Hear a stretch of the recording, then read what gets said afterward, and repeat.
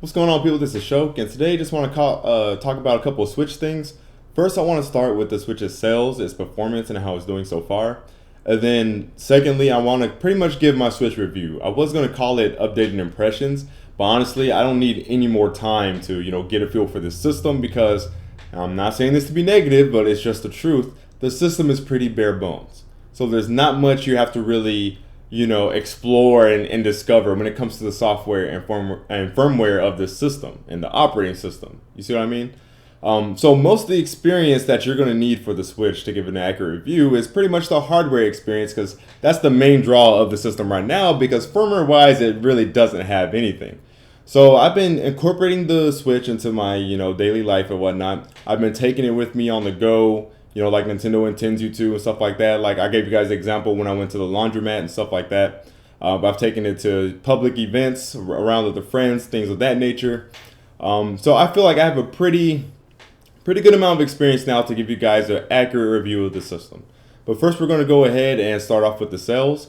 Basically, if you guys don't know already, I am pretty late talking about this, but the Switch is off to a pretty strong start. In a lot of regions, it's actually outsold the Wii U, and I know a lot of you guys may say like, oh, well, that's easy, the Wii U didn't sell worth crap. But if you go back and remember, the Wii U actually sold extremely well during launch era. And by launch era, I mean like November 18th to pretty much in the year December 31st of 2012. The Wii U sold great. It sold, if I remember correctly, 3.2 million, which is really freaking good. Especially with the system that didn't even have, that great of a launch, in the first place. In Japan, it sold 331,000, which is just 20,000 units short of the Wii's performance. That's crazy. And that's the weekend performance as well.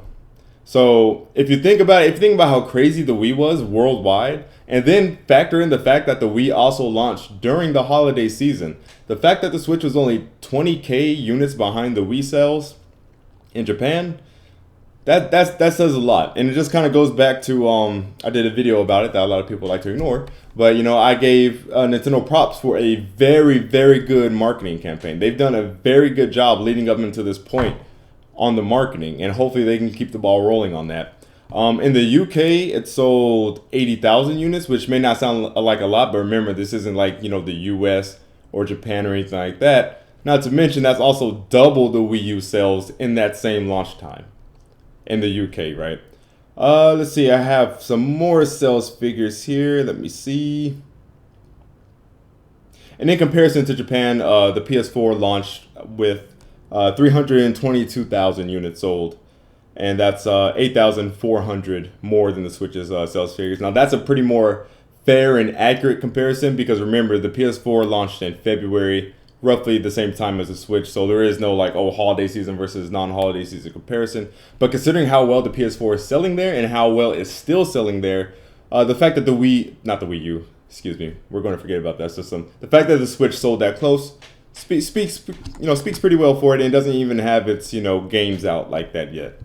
So yeah, so far the Switch is doing really good. I keep wanting to say Wii U, I don't know why. In some regions, it's actually outselling the Wii. And of course, it's not going to keep that up forever. No way in hell. I mean, I don't think anyone here is actually going to think the Switch is going to sell over 100 million units like the Wii did. But as far as starting off, in a lot of regions, it's actually sold more than the Wii. It sold more in Australia than the Wii. Matter of fact, in Australia, I believe it set a record for the most sold Nintendo console at launch.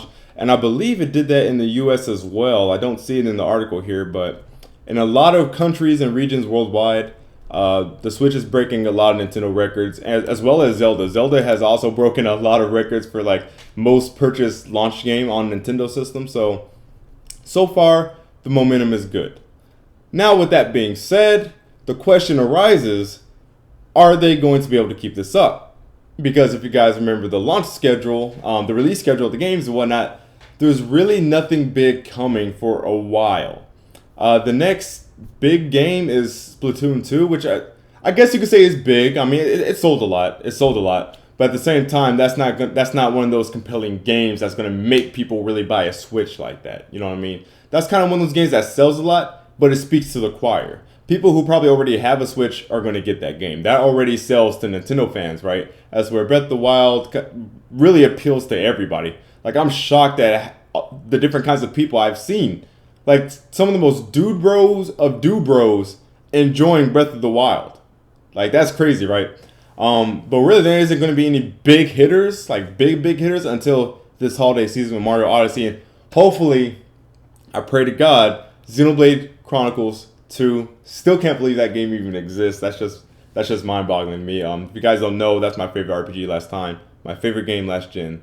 Period. Love Xenoblade. But yeah, so the lack of games might bring this momentum to a screeching halt. And I'm not saying this. I shouldn't have to say this, but just to be clear, I'm not saying this to be negative. I'm just saying this to put it out there, just to create the discussion, to be realistic. Because sometimes it can be hard to carry your momentum if you don't have any games, compelling games, to follow that momentum up with. You see what I'm saying? And unlike Sony, if you guys remember, during Sony's launch, right, with the PS4, they showed their launch games, whatever. But then the months following, if you remember their ads, they didn't do a lot of ads of games. So what were they advertising? The months after launch, what Sony did was they advertised the features of the system. So they're like, okay, well, we don't really have any games to show people. So what we're going to do is show the system itself off. We're going to show that you can share your gameplay footage. You see what I'm saying? Stuff like that. We're going to show that you can, edit your gameplay footage. You're going to show the social interactions, the social features that the system has. We're going to show the play sharing and things of that nature, right? As where Nintendo, they don't necessarily have that luxury because the OS is bare bones. So if they're not going to have games to advertise and they're not going to have, any features to advertise, look what you can do with their Switch.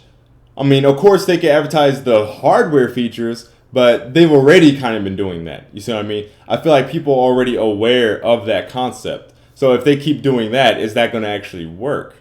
Eventually, they are going to have to need the games, right? It'll work for a little while. Just keep showing, hey, look, it's a system. You can play your games anywhere at any time. That's great. That's awesome. But there will come a point in time where they will need games to put alongside that.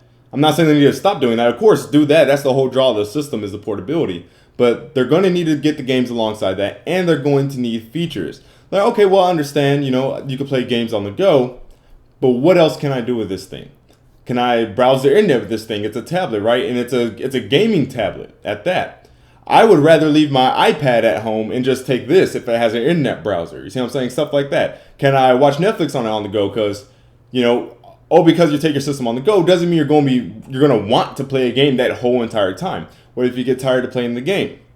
What if you get frustrated playing the game or something like that, right? Or what if, it's a long car trip and you finish the game or something like that. There's all types of scenarios to where maybe you wouldn't want to play the game and maybe you just want to watch a movie or something. Things like that. Or maybe you just want to talk to your friends, things of that nature. You never know. So Nintendo's going to have to really start rolling these things out so they can start incorporating it into their marketing campaign. So that way they have extra tools that they can advertise with. You see what I'm saying? But so far so good. But I see, a lot of Nintendo fans, really excited about this, and I get it. But guys, don't forget, the Wii U was in this exact same situation. And I made the mistake of like, oh, this is gonna be fine, man. We got it. 3.2 million, during launch period. This system's gonna sell like hotcakes. Literally, right after that, nothing. Zilch. Didn't sell at all. So the Switch's initial launch sales does not speak home to anything, people. If anything, it speaks home to Nintendo did a good job advertising, yes. But it doesn't mean that it's going to sell well throughout the furtherance of the year and things like that. It can. I'm not saying it's not. I'm just saying hold your horses. Don't get too excited yet, because usually it's very easy to get a console to sell a lot during launch because you have the whole launch hype thing going for it. But post-launch, then you're going to have to show people a little more of why they should buy that system, because they don't have the system in the first place. They didn't buy it at launch. So once the people who didn't get it because they couldn't find one, there wasn't any availability, once they want one, Once they get one, then you have all the people left who are still waiting to be convinced. So Nintendo's definitely going to have to step up the software and the features to help convince these people to get a Switch. All right, now moving on to the actual review. Like I said, I've taken it with me on the go and whatnot. Got a lot of experience. I got a screen protector. The dock never personally scratched mine, but I haven't taken it in and out, that often. But just in case, I got a screen protector, right? But I'm enjoying the physical system a lot. There's a couple of weird design choices that I don't agree with and actually are kind of a hindrance. And I'll talk about that in a second. But first, let's start off with the positives. Kind of like I said in my first video, I do like the sleek design. I think the system just looks hella freaking sleek. It's the perfect, level of thickness and whatnot. I've gotten really used to this, actually. It was kind of weird at first, but you adjust and get used to it. And right now, I still want to get a Pro Controller, but I'm not hurting for a Pro Controller, right? Because this is doing just fine right now. And like I said, the battery life on these things actually lasts a very long time. It's freaking crazy. I have not had to charge these things yet. It's freaking insane. The screen, absolutely beautiful. Like, I don't know if it's you guys, but sometimes when I play Breath of the Wild on the screen in handheld mode, the game actually looks better. I don't know, but I swear to God, like, the game actually looks better on the screen. This screen is gorgeous. I freaking love it. No complaints there. The touchscreen feels great, although there's not really any reason for the touchscreen now unless some games are using it. But outside of games, there's really no reason for the touchscreen. Of course, you can navigate the system with it, but you don't need to do that, and there's really not that much to navigate, in the first place. The dock, there's really nothing much to say about the dock. We all know the dock's not the actual system. Of course, it's bullshit that you have to pay $70 for a new dock, but that's not, that's not part of a system review. That's not part of the system itself. That's just something happens to your dock, you got to replace it. That's a whole nother subject. That's a whole nother story. So yeah, I'm really liking the system. It's sleek. It's portable. A lot of people say like this is too big to be considered portable. I highly disagree. I've put this thing in my pocket so many times. This will fit in a man's pockets, and it will easily fit in a woman's purse, like easily. I don't understand where people are getting them from. They must be wearing skinny jeans or something. But I could put this in my front pocket. I could put this in my back pocket.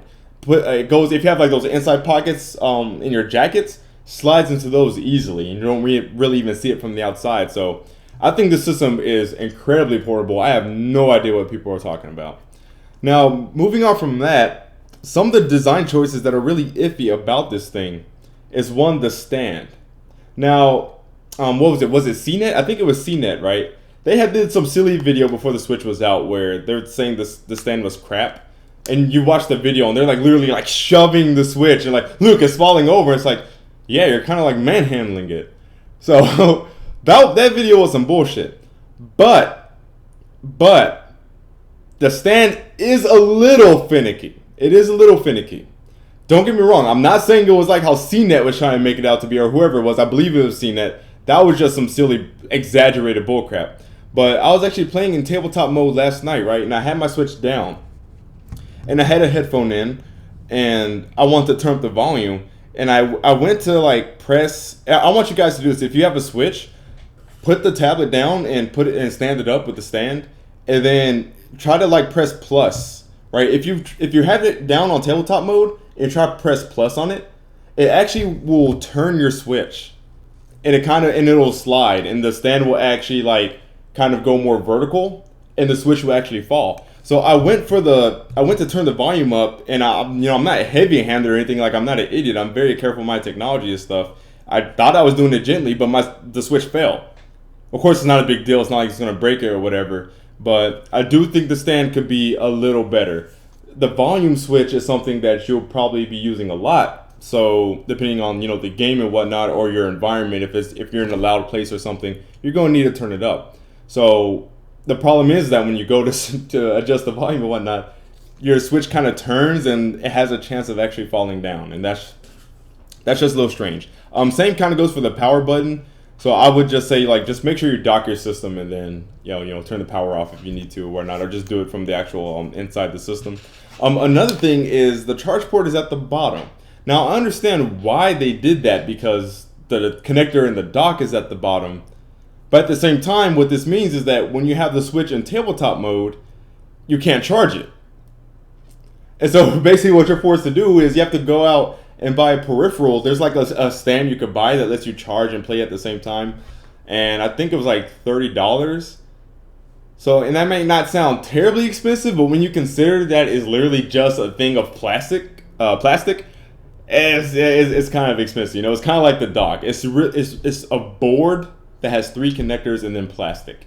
And that's it. That's all the dock is. And they're charging $70 for it. It's crazy. So yeah, those like the 2 design choices that are really weird is really the design choices that have to deal with tabletop mode. I think that's the weakest mode to play this game in. It's best to just play either docked or with the Joy-Cons actually attached to the sides. Another thing, let's talk about the Joy-Cons because I haven't talked about the Joy-Cons enough. Like I said, they did feel a little small in my hands for me, but they do feel a lot better when you put the sides on. So they're not as small, and I have used these a couple of times because sometimes, kind of like with the Wii Remote days, Wii Remote Nunchuck, if any of you guys had Wiis and you played some games where you played for like long sessions, it's really relaxing to just be able to just have your hands, you know, just down, right? Or like for instance, the other night I was playing on my TV and I was dangling off my bed, and I had my arms like down, dangling off my bed because you can do that because of the split and the controller and whatnot, right? And it actually didn't feel that weird at all. It felt really comfortable. So you can just play the system in the most like laziest of ways, in the most laziest conditions, right? So I'm glad that that's kind of back from the Wii, and that is something I do like about the Joy-Cons a lot. I really have no big gripe with the Joy-Cons. A lot of people will talk about his buttons and the sticks. I don't think the sticks are the best thing since sliced bread, but I think they're okay given, you know, what they are. If you do want a more standard controller, you are just going to have to buy, you know, the Pro controller, which is the unfortunate truth, because this is no substitution for a standard controller. But I think for what they are, they do a good job. You know, it's comfortable enough. I don't think it's bad in the slightest. I do like the buttons. I think they're nice and punchy. I'm still trying to get used to the plus and minuses being at the top. I think that's weird. For some reason, I keep going to the bottom. Like with the home button and the share button is, I keep going to the bottom for plus and minus. I don't necessarily know why. And it is a little strange how the stick is centered in the middle here.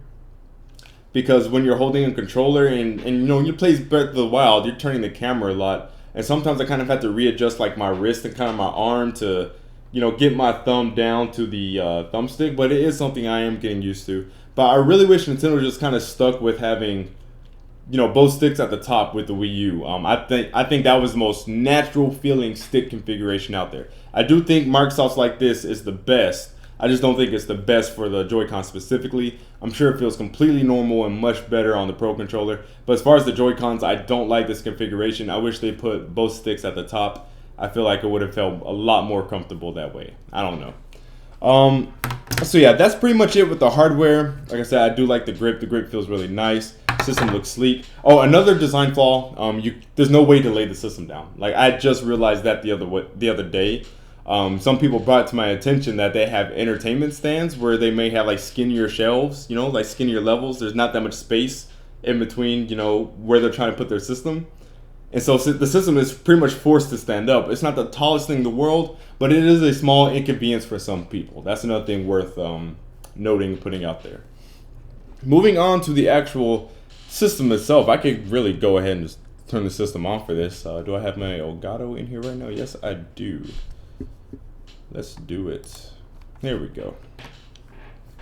Yeah, so going on to the system itself, you guys pretty much know how I already feel about this. Very incredibly just bare bones. And a lot of things missing that you would just not think would be missing in a console that launches in 2017. But let's go right here, right? Like the friends list, I just realized the other day, I'm sure a lot of you guys have already seen it. How many friend requests do I have? Okay, good, just one. There's no way to message your friends. So like largely, there's no reason to even add friends right now because there's no game invites and there's no messaging them. So it's like, what's the point of me even adding friends? Pretty much, if you want to add friends, you're pretty much just preparing for the future, you know, right? Where you're able to actually do things with them and communicate with them. And it's crazy how we have a system to come out in 2017 that doesn't have messaging from the get-go when the Wii had that.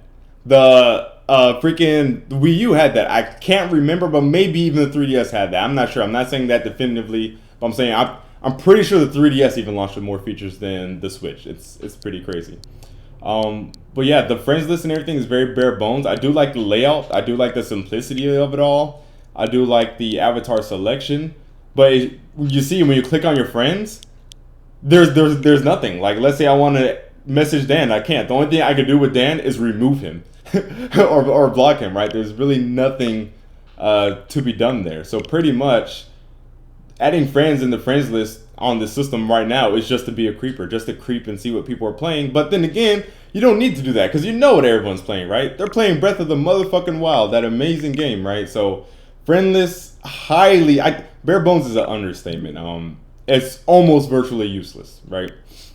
There's the news. I do like this, but given the person I am, I'm a gamer who goes on the internet, these communities, I always see the latest news. This is useless to me, but I do like this. This will help the casuals see a lot of games they would otherwise miss.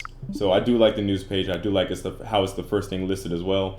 The eShop, it added a couple things. It added some Neo Geo games and a couple other indie games, I believe, but it's still relatively bare bones.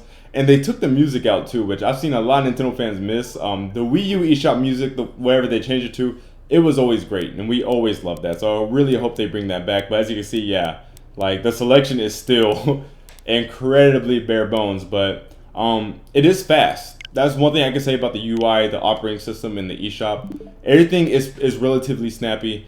Everything is relatively fast. The screenshot feature. Wait, that was the home button. Wrong one. Screenshot feature.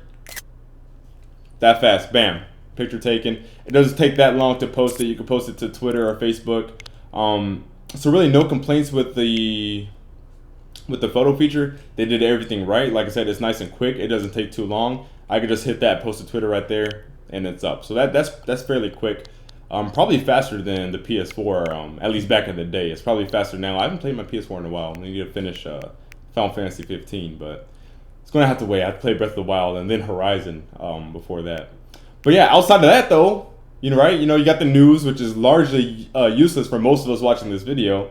You got a bare bones eShop. You got a nice photo feature, and like that's it. There's nothing else. There's no Miiverse. There's nowhere to go to just talk with other gamers, share information. A Miiverse community for Breath of the Wild would have been amazing. Imagine how much hilarious and useful shit people would have posted to a Miiverse on Switch. I know Miiverse kind of died off a little bit towards the end of the Wii U's life cycle, but that wasn't because Miiverse wasn't fun. That wasn't because Miiverse wasn't appealing. That was just because the appeal of the console in general had fallen off, right? So there was less people using the Wii U in the first place. So I would like to see some type of return to Miiverse. It doesn't have to be in the same format and stuff like that. We don't need the Mii's running around, all that stuff. I would love them to bring back like a system specific message board. Because that's basically what the Miiverse was, and that was one of Nintendo's best ideas.